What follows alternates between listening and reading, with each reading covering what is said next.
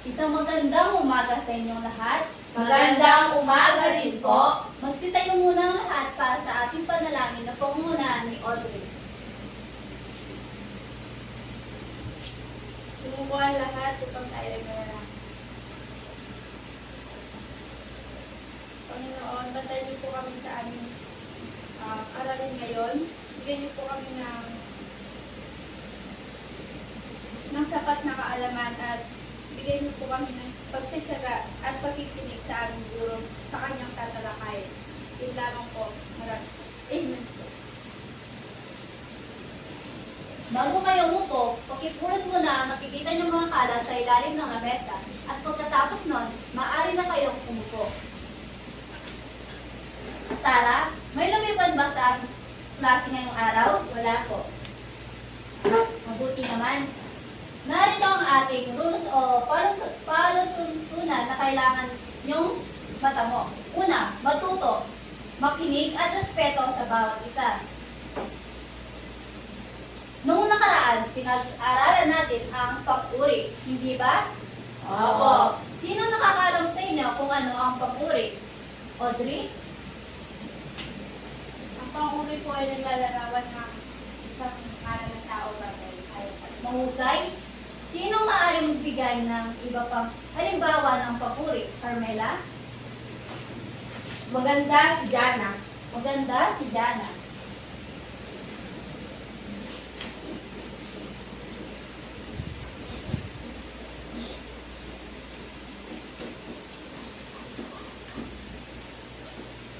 Maganda si Jana.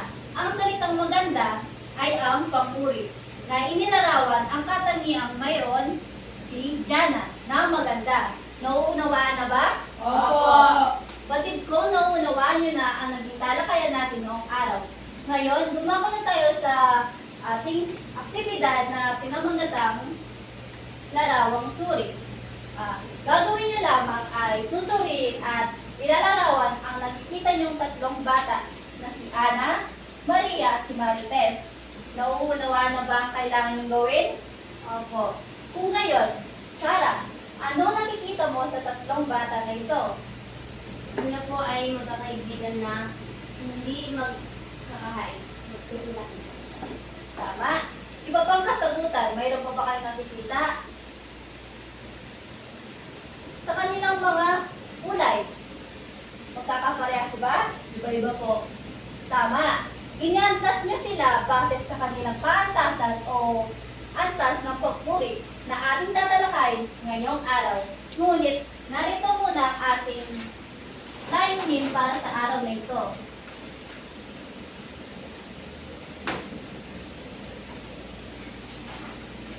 Carmela, maaari mo ba itong basahin? May papaliwanag ang pang-uri at tatlong kaantasan nito. Natutukoy ang mga kaantasang pang-uri sa pangusap. Napapahalagahan ang tatlong antas ng pang-uri at nakapagbibigay ng mga halimbawa ukol dito. Maraming salamat. Ang kaantasan ng pang-uri ay may tatlong antas. Ito ang lantay, pahambing at pasokdol. Para sa una, ang lantay. Sarah, maaari mo ba itong basahin? Lantay. Lantay ang tawag kung ang pag-uri ginamit ay naglalarawan ng karaniwang anyo o kaantasan. Maraming salamat.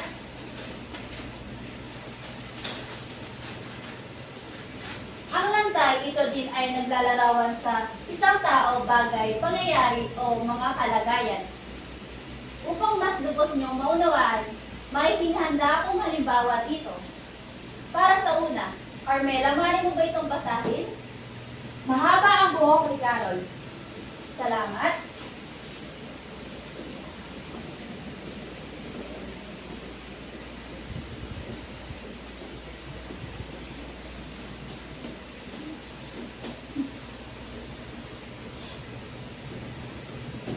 Mahaba ang buhok ni Carol.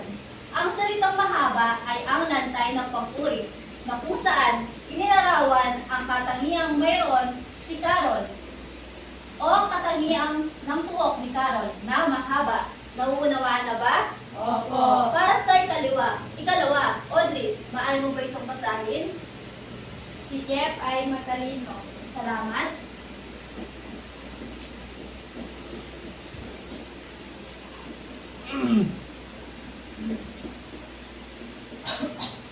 Basahin nyo nga ulit. Si Jeff ay matalino. Anong panguring lantay na ginamit rito? Sara? Matalino. Mahusay, matalino na kung saan inilarawan ang katangian mayroon si Jeff na Matalino. mahusay. Nauunawaan na ba ang unang antas? Opo.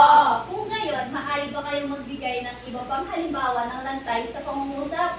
Audrey? Maganda ang damit ni Kim. Maraming salamat sa inyong kasagutan. Maganda ang damit.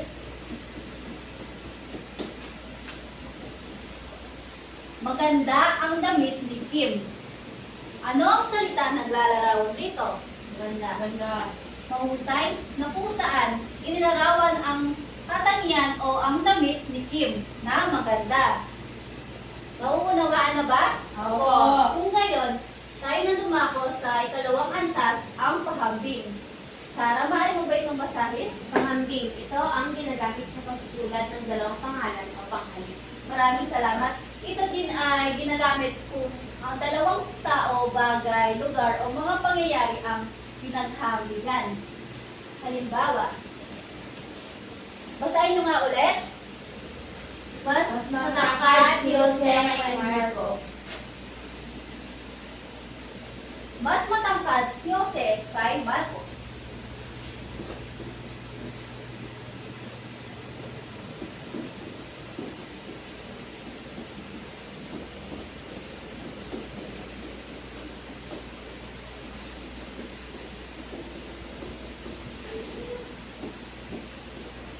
Mas matangkad si Jose kay Marco.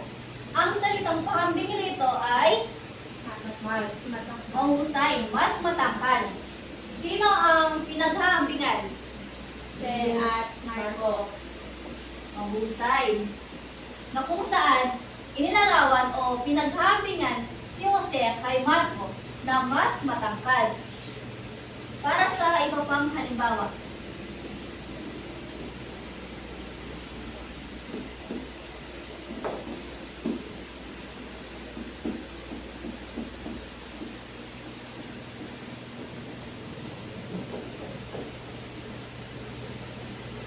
Sara, maaari ko mong lumapit at ukibilugan ang salitang pinaghahambingan.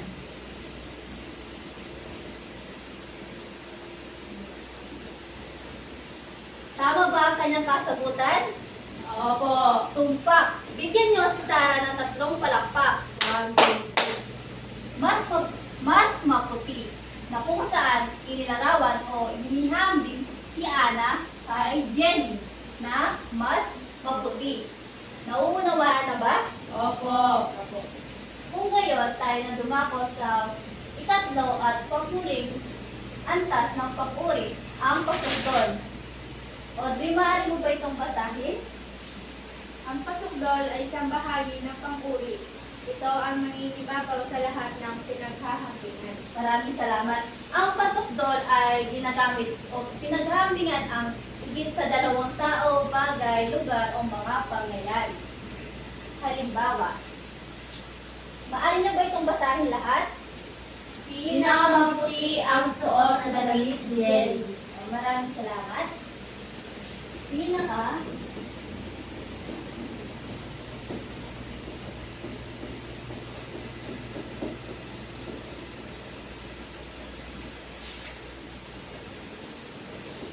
pinakamaputi ang suot na damit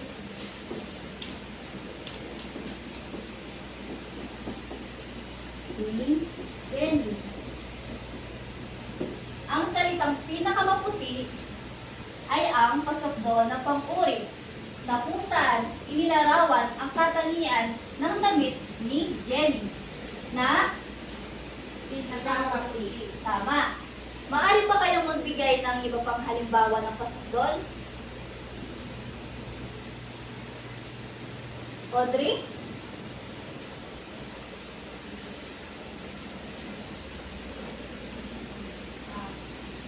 Pinakapangit ang gawang bulaklak ni Rose.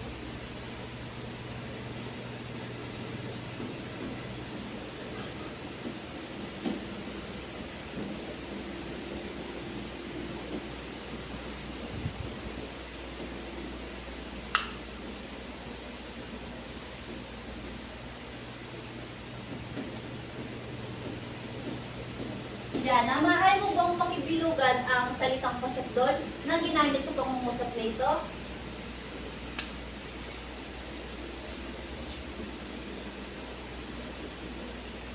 Tama ba ang kanyang kasagutan? Opo. Tama. Bigyan natin si Audrey naman ng 3 palakpak. Na kung saan inilarawan o pinihambing ang gawa ni Rose na bulaklak na pinaka mapangit. Ngunit hindi dapat natin sabihin na o gamitin ang pinaka mapangit, kundi dapat gamitin din natin ang salitang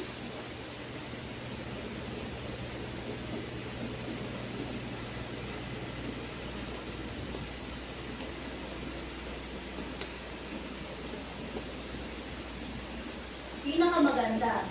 Hindi naman natin pwede sabihin na pinakamapangit ang sa gawa ni Rose, hindi ba? Opo. Sa pasukdol, may mga palatandaan na ginagamit, gaya ng pinaka, napaka, at ubod. Nauunawaan na ba? Opo. Nauunawaan na ba ang 3 antas ng pang-uri? Opo. Sino maaari magbigay ng 3 antas ng pang-uri? Audrey? Lantay, pahambing, saka po Tumpak. Bigyan natin si Audrey ng may tama kang clap sapagkat tama ang kanyang tinuran at tunay nga namang nakinig. Ganito lamang ang may tama kang clap. 1, 2, 3. 1, 2, 3. May tama ka. Nauunawaan na ba? Opo. Sabay-sabay. 1, 2, 3. 1, 2, 3. May tama ka. Mahusay. Ang 3 antas o kaantasan ng panguri ay ang lantay, pasukdol, at pahambing. Para sa inyong pagsusulit ay maghanda kayo ng isang malinis na papel at ballpen.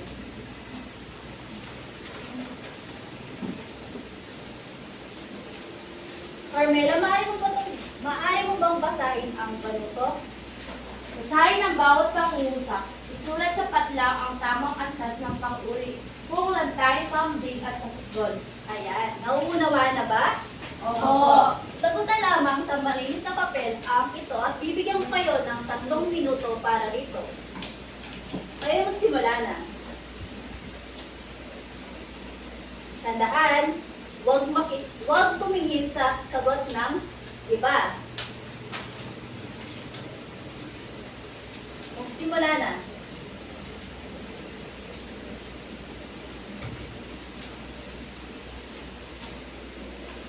Class, ano bang sabi ko sa inyo kanina? Huwag tumingin sa sagot ng iba. Nauunawaan na ba? Opo. Sagutan na ang dapat sagutan.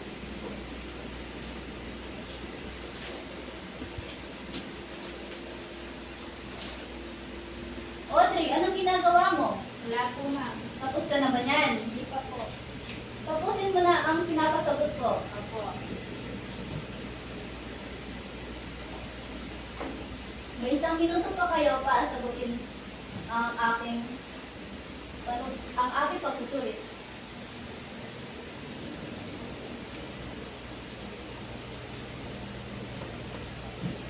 Tapos na ba ang lahat? Opo. Kung gayon, pakipasa sa harapan at ibabalik ko sa inyo pagkatapos ko i-check. Wala na bang katanungan sa aking tinalakay ngayong araw? Wala na po. Malinaw na ba ang 3 kaantasan? Opo. Kung gayon, para sa inyong takdang aralin o gawaing bahay, Sara, maaari mo bang basahin? Iguhit ang inyong tahanan, larawan ito gamit ang 3 antas ng pang-uri. Maraming salamat. Ang inyong takdang aralin ay malalaman natin sa ating susunod na talakayan. Wala na bang ibang katanungan? Wala na po. Kung gayon, ito na ang panghuli o pangwakas na. Maraming salamat sa inyong pakikinig at ingat kayo sa pag-uwi. Paalam.